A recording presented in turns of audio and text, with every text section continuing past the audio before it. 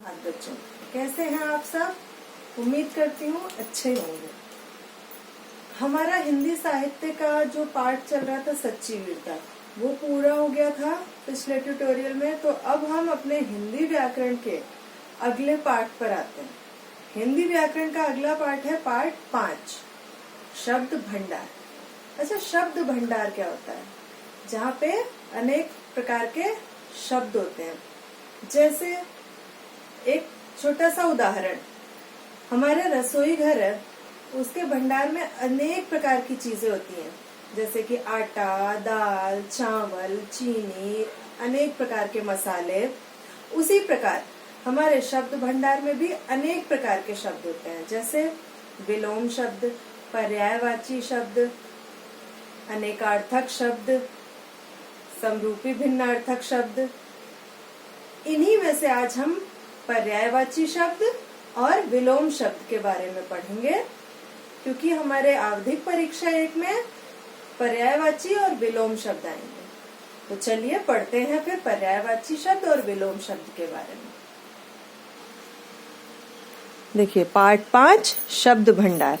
प्रत्येक भाषा में पाए जाने वाले शब्द उसका शब्द भंडार कहलाते हैं।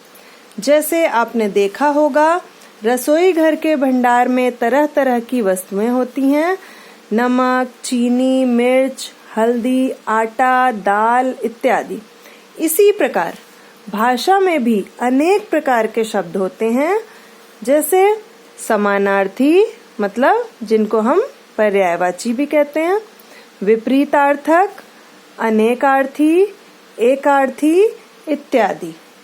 शब्द भंडार में हम इन्हीं पर विचार करेंगे। सबसे पहले विचार करते हैं समानार्थी या पर्यायवाची पर।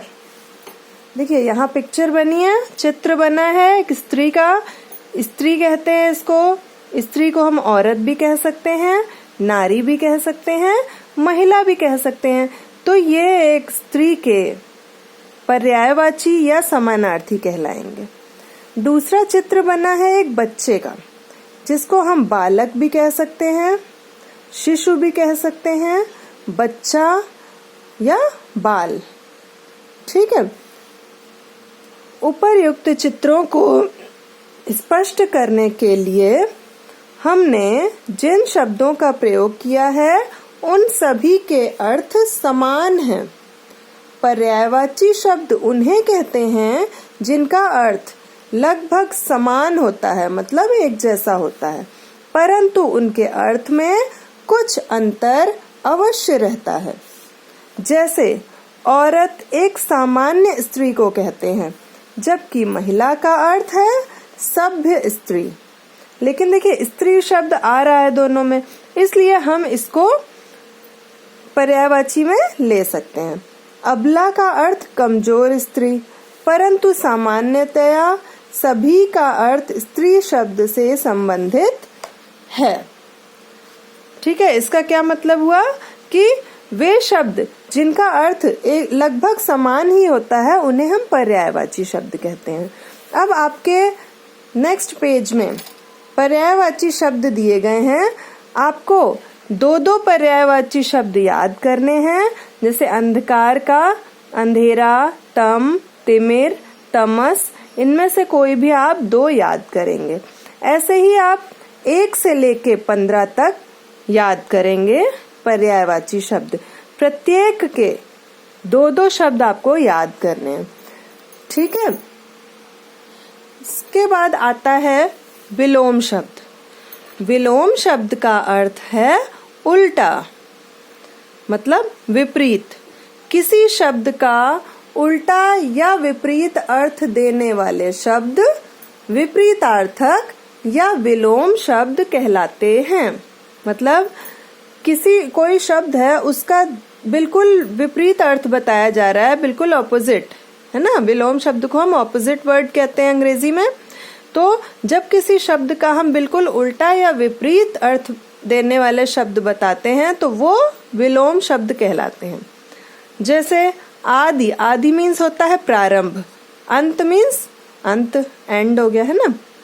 अनुज मीन्स छोटा भाई, अग्रज मीन्स बड़ा भाई, बिल्कुल उल्टा हो गया ना, छोटा बड़ा। शुरू आखिरी। अनुकूल प्रतिकूल। आय व्यय। आय मीन्स जो हमारी सैलरी है, व्यय मीन्स हम जो खर्च कर रहे हैं, आय जो हम कमा के ला रहे हैं। आस्तिक मतलब क्या होता है? भगवान को मानने वाला।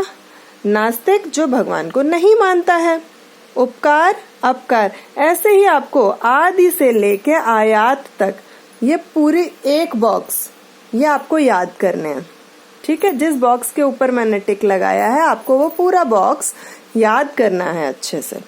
तो आज हमारा विलोम शब्द और विपरीतार्थक, जो कि हमारे आवधिक परीक्षा प्रथम का सिलेबस है, वो आपको मैंने पढ़ा दिया है। पर्यायवाची का भी अर्थ बता दिया, विलोम का भी अर्थ बता दिया है। अब मैंने जो विलोम शब्द एक लाइन पूरी बताई है, एक बॉक्स, ये आपका होमवर्क है, ये आपको याद करना है।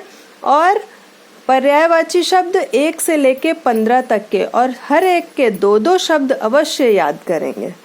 ठीक है, इतना आप तैयार करेंगे, अपना ध्यान रखेंगे, घर से बाहर नहीं निकलेंगे। धन्यवाद।